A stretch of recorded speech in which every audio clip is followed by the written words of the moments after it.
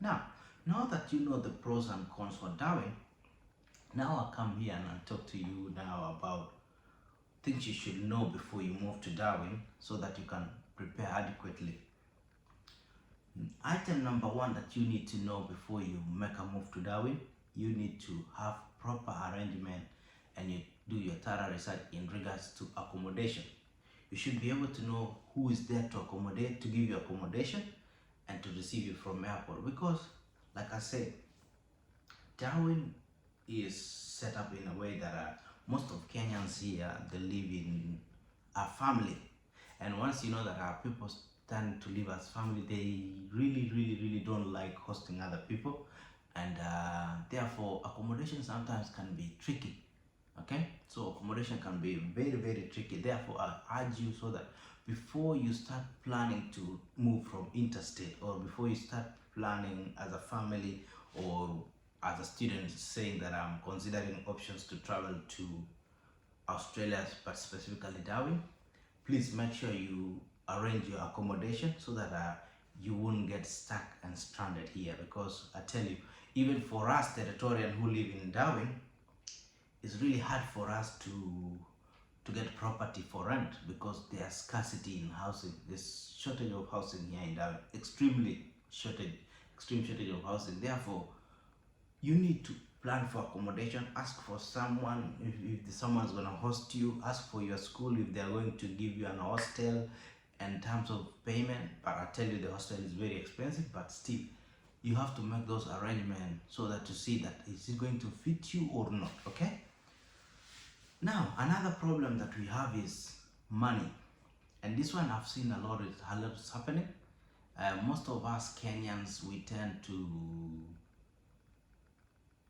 work so hard, or as a family try to look and raise for school fees, but the biggest mistake that we do is that we tend to ask for fundraiser to support our child and say, oh, come, let's do a small fundraiser so that my daughter or my son will go to Australia just to get an air ticket. And then you pay for the air ticket, and then you give your son or your daughter 50,000 or 70,000 only to come here. 70,000 can't even purchase 2-3 documents, it can't. Therefore you are making the life of your son or your daughter very hard. Yeah. So if you are planning to do a fundraiser before you send your daughter over here or your son over here, make sure that if you collect 500,000, 300,000, make sure you give them all those money so that when he or she comes here, he or she should be able to support herself to such a level. Okay, because life in Darwin is really hard, especially if you don't have enough funding. Why am I stressing on funding? Because for you to be able to move across in Darwin very easily and quickly, you need to have your own car. No employer will tend to hire you if you don't have a car, because they want you to move in time, because they know buses are always late up to 1 hour. So you need to have your own bus. Sometimes in interchange you can wait for a bus for 1.5 hours for you to get another to get the second bus, or a bus from one place to another. So those are factors you need to know. And also it's very hot outside, so sometimes you're just outside very hot, you can't walk, you can't go outside for a while, because sometimes you get up to 40 degrees. So those are things you need to consider. Therefore, you need to have your own car, or you need to have enough money to be able to purchase a car for you to move around in Darwin very easy. Now that you have a car, or you have a budget for a car, make sure you know how to drive properly. Okay, that's item number 4. You should be able to know to drive properly, so that when you come here, you don't give people again a burden of teaching you how to drive. Just come here and people will teach you to know the rules, because you know how to drive. They'll just give you the rules and your life will be very easy, rather than you come here and people have to start from scratch to teach you everything. I tell you, my sister or my brother, no one is there to teach you all those things, unless, I don't know.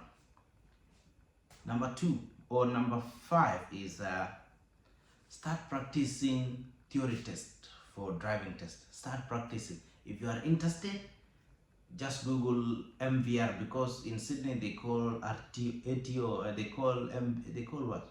whatever they call. Here they call MVR, okay? Or they, in Sydney they call Service New South Wales. Here they call MVR. So you can go online and say uh, knowledge test in Darwin, okay? And then it will just pop up there. You click and you start practicing slowly. By the time you get to Darwin, you just book $20 and you go do it, and you can transfer your international driver's license, or you can transfer your interstate driver's license. That's very easy, and therefore you should be able to get your job. You should be able to get job quickly, because now you have the driver's license while you look for other document. Sometimes companies will hire you even while you are still looking for other document, or as long as you have receipts for, let's say, working with children's check and police check, but they need physical driver's license, you know.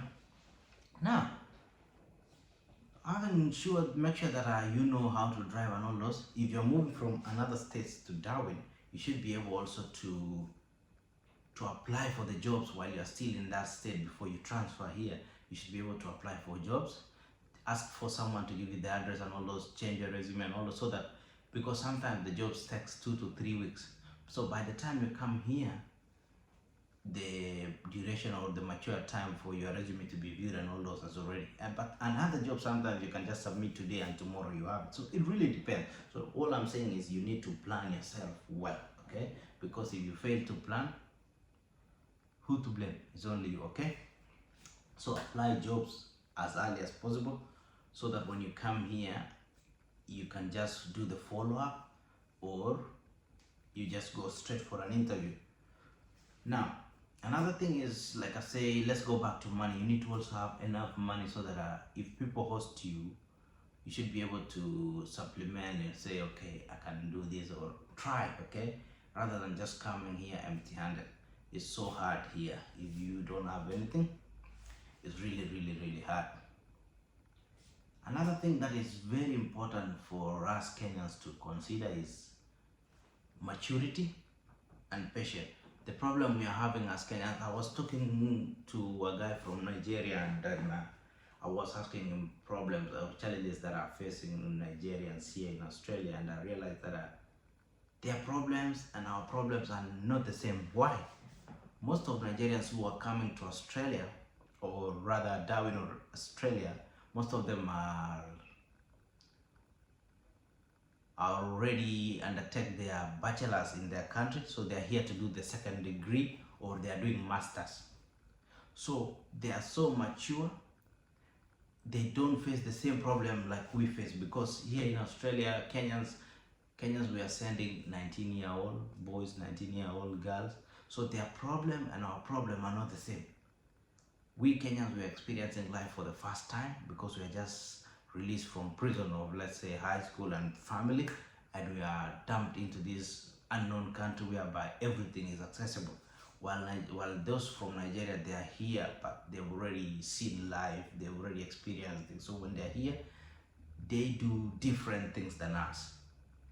They worry about education, they worry about investment, they worry about, for us Kenyan, we worry about party, we worry about, so I realized we have different goals, we have different problems. So yeah, so what am I saying? Am I saying if you come here, you need to be mature enough, so that just in case you come here and you don't have a job, you are mature, you have grown up, so you know that these things takes time. Because I've seen so many brothers and sisters of ours, they can even easily fall into depression quickly, because they're like, oh, they're worried, they don't have job, they don't have this, and they want a job like tomorrow, So be mature, just understand that there are some things that are outside your control. And also, if you get an opportunity to be employed by fellow Kenyan, take their job very seriously and treat it with respect and dignity, because people give you opportunity to work and or maybe earn a living. And 9 out of 10 we've seen Kenyan tend to take a piece in their job. They don't care. They don't treat the job with dignity that they deserve. They don't respect their honor. Such things we need to cut off. So once you move to Darwin, you should be able to adapt so quickly and get ready to hit the ground running. Other than that, what I can say is that don't forget to like, comment and subscribe to this channel. because I'm planning to give you more and more insight about Darwin and other places. Above all, I look forward to share a couple of videos that are coming up as we talk about challenges that we are facing as Kenyans. Otherwise, don't forget to like, comment, and subscribe. Until next time,